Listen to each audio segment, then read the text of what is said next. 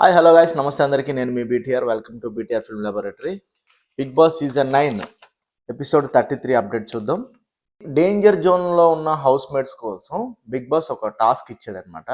అదేంటంటే fight for survival అని ఒక టాస్క్ ఇచ్చాడు. ఆ టాస్క్ ఏంటి, ఈ టైటిలే ఇంత చాలా పవర్ఫుల్గా ఉంది, ఎలా ఉంటుంది అని చెప్పి కొద్దిగా డౌట్ అయితే వచ్చింది ఆడియన్స్ అందరికీ.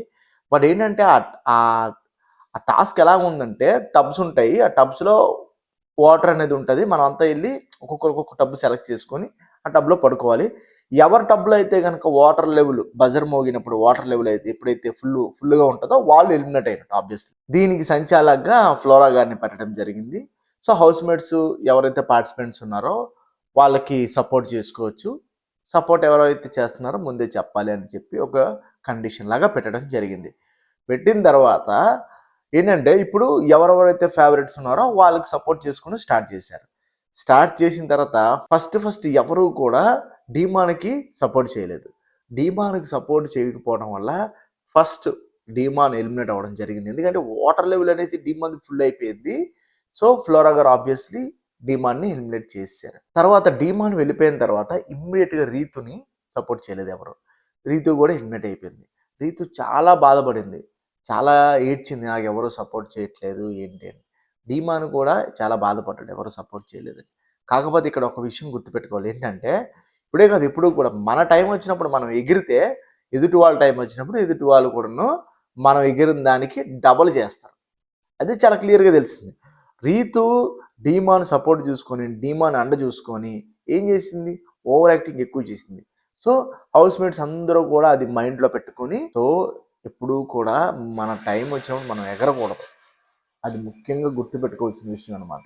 భరణి గారు తనూజాకి సపోర్ట్ చేశారు. అందరూ కూడాను తనూజ వైపు ఎవరు రాలేదు. ఈవెన్ దివ్య కూడా లాస్ట్ మూమెంట్లో తనూజాకి హెల్ప్ చేసింది ఆ టబ్ టాస్క్లో. సో తనూజ అనేది సర్వైవల్ అయ్యింది. తనూజాకి కొంత ఇమ్యూనిటీ అనేది రావడం జరిగింది. కంపారిటివ్లీ అందరితో పోల్చుకుంటే కనుక తనూజ సేవ్ అయిపోయింది. సో మన హానెస్టీ ఎప్పుడూ కూడాను మనల్ని ఒక స్థాయికి తీసుకెళ్తుంది. మన హానెస్టీ ఎప్పుడు కూడా మనకి హెల్పే చేస్తుంది. ఎప్పుడు ఫీడ్బ్యాక్ అనేది మంచిగానే పాజిటివ్గానే వస్తుంది అని తనూజ విషయంలో ప్రూవ్ అయిందనమాట.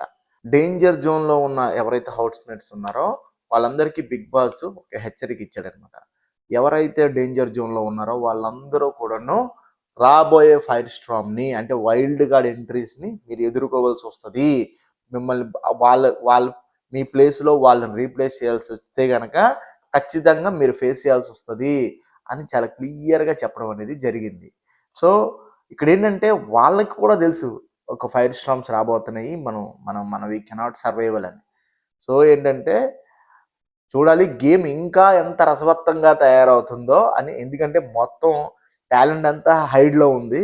ఇప్పుడు వస్తుంది యాక్చువల్ టాలెంట్ ఏంటన్నది. 5th వీక్ కెప్టెన్సీ కోసం బిగ్ బాస్ ఒక టాస్క్ ఇచ్చాడు కంటెండర్స్ ఎవరైతే ఉన్నారో వాళ్ళకి. అదేంటంటే కనుక్కోండి చూద్దాం. ఈ టాస్క్లో participants ఎవరెవరంటే Emmanuel, Bharani garu, Kalyan, Divya and రాము రాథోడ్. సంచాలకుగా మన సంజన గారిని పెట్టడం జరిగింది. సంజన గారు ఫస్ట్ లైట్స్ ఆఫ్ ఆన్ చేస్తారనమాట. అంటే సంజన గారు ఏ పర్సన్ దగ్గరికి అయితే వెళ్ళి ట్యాప్ చేస్తారో ఆ పర్సన్ వచ్చి ఎవరైతే ఉన్నారో తను ఎవరైతే అనుకుంటున్నారో వాళ్ళు లైట్ ఆఫ్ చేయాలి. ఆబ్వియస్లీ అందరూ ఒక్కసారి ఐస్ ఓపెన్ చేస్తారు. ఐస్ ఓపెన్ చేసిన తర్వాత ఎవరైతే లైట్ ఆఫ్ చేస్తారో గెస్ చేయాలి అని ఒక టాస్క్ అనమాట ఇది. అయితే దీంట్లో ఫస్ట్ రాము రాథోడ్ వచ్చి ఇక్కడ కూడా సంజన గారి ప్లానింగ్ ఎంత వరస్ట్ ప్లానింగ్ అంటే, ఎంత క్రూయల్ మెంటాలిటీ, ఎంత క్రిమినల్ మెంటాలిటీ, ఎంత స్ట్రాటజికల్ మెంటాలిటీ అంటే సంజన గారిది. ఆవిడ ఏదో అనుకుంటున్నారనమాట. గేమ్లో ఏదన్నా చెయ్యొచ్చు, గేమ్లో ఎంత హర్టింగ్ అన్నా చేయొచ్చు, ఎంత ఇబ్బంది అన్నా పెట్టచ్చు త్రూ వర్డ్స్ అన్ని ఫీలింగ్లో ఉన్నారు ఆవిడ. సో ఆవిడకే తగులుతుంది ఇప్పుడు కూడా, తగిలింది కూడా. ఫస్ట్ ఆవిడ రాము రాథోడ్ని సెలెక్ట్ చేయడం జరిగింది. రాము రాథోడ్ వెళ్ళి దివ్య లైట్ ఆఫ్ చేశాడు. దివ్య ఇమీడియట్గా గెస్ చేసింది. దివ్య గెస్ చేసినప్పుడు దివ్య యొక్క ఇంటెలిజెన్స్ చూడండి ఎంత ప్రాపర్గా ఉందో, ఎంత హానెస్టీగా ఉందో. చాలా క్లియర్గా ఎవరెవరినైతే నమ్మిందో వాళ్ళెవ్వరూ కూడాను దీన్ని లైట్ ఆఫ్ చేయలేదు. లైట్ ఆఫ్ చేయరని తెలుసు. సో ఇమ్మీడియట్గా రాము రాథోడ్ పేరు చెప్పింది. ఫెంటాస్టిక్, నిజంగా ఎక్సలెంట్ అనిపించింది అనమాట. అది అలా ఆడాలి, అంత స్ట్రాటజికల్గా గేమ్ ఆడాలి. దివ్య చాలా బాగా ఆడుతుంది. నిజంగా దేవుడు సపోర్ట్ ఉండాలి దివ్యకి. ఆడియన్స్ సపోర్ట్ కూడా ఉండాలి. ఖచ్చితంగా మీకు అట్లీస్ట్ మన వీడియోస్ ఒక 30-40 మెంబర్స్ అన్న చూస్తున్నారు. చూసిన వాళ్ళైనా సరే కనీసం దివ్యకి సపోర్ట్ చేయండి. దివ్య చాలా హానెస్ట్గా ఆడుతుంది. నెక్స్ట్ కళ్యాణ్ టైం వచ్చింది. కళ్యాణ్ నేను గెస్ చేయడేమో అనుకున్నాను, అంటే 100% అంటే కళ్యాణ్ గేమ్ ఏం మనకు తెలియట్లేదు. కళ్యాణ్ గెస్ చేయడం అనుకున్నాను నేను, బట్ గెస్ చేసాడు. కళ్యాణ్ గెస్ చేసి నాకు అది సర్ప్రైజ్ అనిపించింది. నేను చాలా సర్ప్రైజ్లో ఫీల్ అయిన విషయం అది కళ్యాణ్ విషయం. నెక్స్ట్ తనూజ టైం వచ్చింది. తనూజ వెళ్ళి దివ్య లైట్ ఆఫ్ చేసింది. దివ్య గెస్ చేయలేకపోయింది. ఎందుకంటే తనూజ నమ్మింది. తనూజ నా లైట్ ఆఫ్ చేయదు, తనూజ నన్ను హర్ట్ చేయదు, ఎందుకంటే తనూజ వచ్చి నన్ను అడిగింది నువ్వు నాకు హెల్ప్ చేయని. తనూజ మీద దివ్యకి ఎక్స్పెక్టేషన్స్ ఉన్నాయి కాబట్టి దివ్య గెస్ చేయలేకపోయింది. అక్కడ దివ్య చాలా హానెస్ట్గా ఆడింది. తనూజ మాత్రం చాలా క్రిమినల్గా ఆడింది. ఆ విషయంలో మాత్రం తన స్ట్రాటజీస్ ఎప్పుడు కూడా రాంగ్ అవుతున్నాయి. ఎప్పుడు అనవసరమైన బాండింగ్స్ పెంచుకొని ఏడ్చుకొని ఒక తల మీద కుదిబండలాగా అయిపోతుంది తనూజ. కుదిబండే, ఫ్యామిలీ కూడా కుదిబండే అనుకుంటాను నాకు తెలిసి. ఎందుకు ఆవిడ అంత ఎమోషనల్ అయిపోయి బాండ్స్ పెంచుకొని? What is the reason? ఏముంటుంది దానివల్ల? ఏం యూజ్ ఉండదు. మన అమ్మ నాన్న, మన వైఫ్ ఆర్ హస్బెండ్, లేకపోతే కనుక మనం ఎవరో ఒక ఫ్రెండ్, అంతే మన రిలేషన్స్ తప్ప మిగతా అన్నీ కూడా ఏది శాశ్వతం కాదు ఈ భూప్రపంచం మీద. ఈవెన్ మన పేరెంట్స్ కూడా శాశ్వతం కాదన్న సంగతి రియలైజ్ అవ్వకపోతే కష్టం తనుజ. సో తనుజ ఎవరికైతే హెల్ప్ చేయాలనుకుందో, తనకి హెల్ప్ చేసిన వాళ్ళని వదిలేసి ఎవరికైతే హెల్ప్ చేయాలనుకుంటుందో వేస్ట్ ఫెలోస్కి సపోర్ట్గా చేసింది. సో దివ్య ఎలిమినేట్ అయిపోయింది. నాకు చాలా బాధ అనిపించింది. నిజంగా నిజాయితీగా ఆడుతున్న ఒక పర్సన్ ఎలిమినేట్ అయిపోవడం కరెక్ట్ కాదండి. నెక్స్ట్ ఇమ్మాన్యుయల్ వెళ్ళి తనుజ లైట్ ఆఫ్ చేయడం జరిగింది. తనుజ లైట్ ఆఫ్ చేసిన తర్వాత తనుజ అనేది ఇమ్మీడియట్గా, ఎందుకంటే కళ్యాణ్ భరణి గారు ఉన్నారు కాబట్టి ఈజీగా కళ్యాణ్ భరణి తనకి ఇబ్బంది పెట్టరని చెప్పి ఇమ్మాన్యుయల్ పేరు చెప్పేసింది. పెద్ద గొప్పేమీ కాదు అక్కడ. సో ఉన్న వాళ్ళల్లో ఎవరు మనకు ఫేవర్గా ఉన్నారో వాళ్ళని పక్కన పెట్టి వేరే పర్సన్ పేరు చెప్పడమే. అదే చేసింది తనుజ. బట్ ఖచ్చితంగా పే బ్యాక్ చేస్తుంది తనుజ ఏదో ఒక రోజు మాత్రం. తను దివ్యాకి చేసిన దానికి ఏదో ఒక రోజు పే బ్యాక్ చేస్తుంది 100%, నో డౌట్ ఇన్ దట్. లాస్ట్లో కళ్యాణ్ అండ్ తనుజ మిగిలారు. బిగ్ బాస్ ఏం చేశారంటే ఇద్దరు మిగిలారు కదా, ఈ ఇద్దరిలో ఎవరో ఒకరిని 5th వీక్ కెప్టెన్సీగా చేసే బాధ్యత డేంజర్ జోన్లో ఉన్న పర్సన్స్కి ఇచ్చారు బిగ్ బాస్. అసలు నిజంగా రాంగ్ డెసిషన్ అని నాకు అనిపించింది. ఎందుకంటే స్ట్రాటజీస్ చెక్ చేయడానికి ఇచ్చినా పర్వాలేదు, బట్ ఏంటంటే ఇక్కడ నాకు ఒక అనాలిసిస్ పరంగా కనుక అది నాకు రాంగ్ అనిపించింది. కానీ ఆడియన్స్కి అయితే మంచిగా జరిగింది. ఎందుకంటే ఆడియన్స్ చాలా కళ్యాణ్ కంపారిటివ్లీ తనుజతో పోల్చుకుంటే కనుక తనకి హెల్ప్ చేసిన వాళ్ళు కూడా మోసం చేసుకుంటే అక్కడికి వచ్చింది. కంటెండర్స్ లిస్ట్లో ఉంది, కెప్టెన్సీ టాస్క్లో లాస్ట్ 2లో ఉంది. సో ఇద్దరిలో కళ్యాణ్ కంపారిటివ్లీ తనుజతో పోల్చుకుంటే చాలా హానెస్ట్గా ఆడాడు. సో హౌస్ మేట్స్కి, డేంజర్ జోన్లో ఉన్న హౌస్ మేట్స్కి ఇవ్వడం వల్ల డేంజర్ జోన్లో హౌస్ మేట్స్ కరెక్ట్గా ఆ టైంలో శ్రీజ గేమ్ ప్లే చేసింది, స్ట్రాటజీ ప్లే చేసింది. శ్రీజ స్ట్రాటజీతోని కళ్యాణ్ కెప్టెన్సీ అయిపోయాడు. తనుజాకి రావాల్సింది శ్రీజ అక్కడ పాయింట్స్ పెట్టడం వలన, అక్కడ తన వాయిస్ రైజ్ చేసి మాట్లాడడం వల్ల, అందరినీ ఇన్ఫ్లుయెన్స్ చేయడం వల్ల, శ్రీజ పార్ట్ ఎక్కువ ఉండటం వలన కళ్యాణ్ అనేవాడు కెప్టెన్ అయ్యాడు. బట్ ఇక్కడ కూడా స్ట్రాటజీ ఉంది. ఈ స్ట్రాటజీలో కూడాను మేజర్ రోల్ ప్లే చేసిన శ్రీజ విల్ పే బ్యాక్.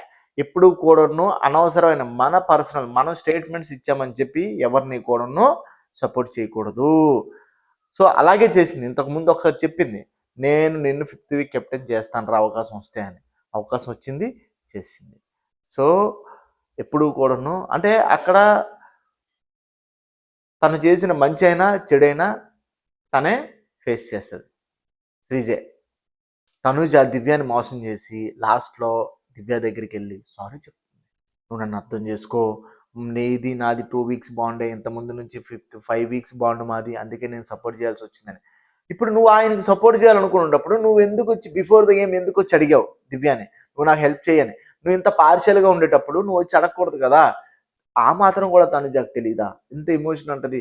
ఇంత ఎమోషన్స్ మధ్యలో తన యొక్క ఇంటెలిజెన్స్ అనేది ఎవాపరేట్ అయిపోతుంది, డైల్యూట్ అయిపోతుంది కదా. దానివల్ల యూజ్లెస్ కదా. ఎప్పుడు కూడా ఇంటెలిజెన్స్ చాలా ఇంపార్టెంట్. మనల్ని ఎవరు అసలు నీకు లాస్ట్ 2 days బ్యాక్ కళ్యాణ్ ఎంత పెద్ద దెబ్బేసాడు. కళ్యాణ్ని సేవ్ చేసి నువ్వు డేంజర్ జోన్లో ఉన్నావు. అప్పుడు నీ కోసం తనూజ అండ్ భరణి గారు నిలబడి నిన్ను పర్మనెంట్ హౌస్ మేట్స్లోకి తీసుకొచ్చారు కదా. నీకు ఇమ్యూనిటీ వచ్చేలాగా దివ్య భరణి చేశారు కదా. నువ్వు దివ్యాని మోసం చేయాలని నీకు ఎలా అనిపించింది? హెల్ప్ చేసిన వాళ్ళకి అన్యాయం చేయడం అంటారు దీన్నే. సారీ చెప్పడానికి వచ్చింది, దివ్య యాక్సెప్ట్ చేయలేదు. ఐ కాంట్ అండర్స్టాండ్, నేను దీన్ని తీసుకోలేను, దయచేసి నువ్వు నన్ను అడక్కు అని చెప్పేసింది. నిజంగా అక్కడ కూడా దివ్య చాలా హానెస్టీగా మాట్లాడింది. చాలా ఇంపార్టెంట్ హానెస్టీ అనేది. ఫైనల్లీ 5th వీక్ కెప్టెన్గా కళ్యాణ్ అయిపోయాడు. సో అయిపోయిన తర్వాత దివ్యని పిలిచి, దివ్య నువ్వే నాకు కెప్టెన్సీ బ్యాండ్ తొడగాలి అని అన్నాడు. ఓకే అని చెప్పి తను బ్యాండ్ తొడిగింది. కాకపోతే దీని వెనక ఉన్న అర్థం ఏంటో తెలుసా? ఏంటంటే ఇంతకుముందు ప్రీవియస్ డేస్లో దివ్య వరస్ట్ పర్ఫార్మర్గా కళ్యాణ్ని నామినేట్ చేయడం జరిగింది. సో దాన్ని మైండ్లో పెట్టుకొని దివ్యతో తొడిగించుకున్నాడు అనమాట. అంటే నాకు ఎవరైతే వరస్ట్ పర్ఫార్మర్ అన్నారో వాళ్ళే నన్ను బెస్ట్ ఈ వీక్ కెప్టెన్గా వాళ్ళ చేతుల మీదే బ్యాండ్ తొడిగించుకోవాలనే ఒక థాట్ ఏదైతే ఉందో అది రాంగ్ థాట్. అది ఎప్పుడూ కూడాను ఒక నిజంగా ఒకరు మనల్ని హర్ట్ చేస్తే నువ్వు వాళ్ళని హర్ట్ చేయాల్సిన అవసరం లేదు. Everything will pay back. ఖచ్చితంగా వస్తుంది. వన్ డే వచ్చినప్పుడు వాళ్ళకి తెలుస్తుంది. నువ్వు ఇవ్వడం ఏంటి, నువ్వు చేయించుకోవడం ఏంటి, నువ్వు తొడిగించుకోవడం ఏంటి కెప్టెన్సీ బ్యాండ్ దివ్యతోని. దివ్యకి టైం వచ్చింది, అక్కడ ఎవరెవరైతే వరస్ట్ పర్ఫార్మర్స్ ఉన్నారో వాళ్ళ పేరు చెప్పమంటే దివ్య చెప్పింది చాలా హానెస్టీగా. నువ్వు ఆడట్లేదు కాబట్టి ఆడియన్స్ కూడా అదే ఫీల్ అయ్యారు. అందుకే నువ్వు ఆ లిస్ట్లో ఉన్నావు. ఆ లిస్ట్లో ఉండటం వల్ల నీకు పేరు చెప్పాల్సి వచ్చింది, లేకపోతే చెప్పదు కదా. సో చూడాలి ఈ వీక్ కెప్టెన్గా ఎలా చేస్తారన్నది. శ్రీజాకి ఫేవర్గా ఉంటాడు, నాకు తెలిసి తనుజాకు ఫేవర్గా ఉంటాడు. మిగతా వాళ్ళ విషయంలో కొంచెం టఫ్ ఉంటాడు, చాలా క్లియర్గా తెలుస్తుంది. కానీ ఇలాగే ఉంటే కనుక నెక్స్ట్ రాబోయే 5 స్టార్ తట్టుకోవాల్సి వస్తుంది. కళ్యాణ్ హ్యాండిల్ చేయలేడు కూడా. సో ఇది గాయస్ ఈరోజు అప్డేట్. చూసినందుకు థ్యాంక్ యూ. సబ్స్క్రైబ్ చేయండి, లైక్ చేయండి, కామెంట్ చేయండి ప్లీజ్. మీరు సబ్స్క్రైబ్ చేయకపోయినా పర్వాలేదు, లైక్ చేసి కామెంట్ చేస్తే నా సజెషన్స్లోకి వెళ్తాయి. Thank you. జై హింద్.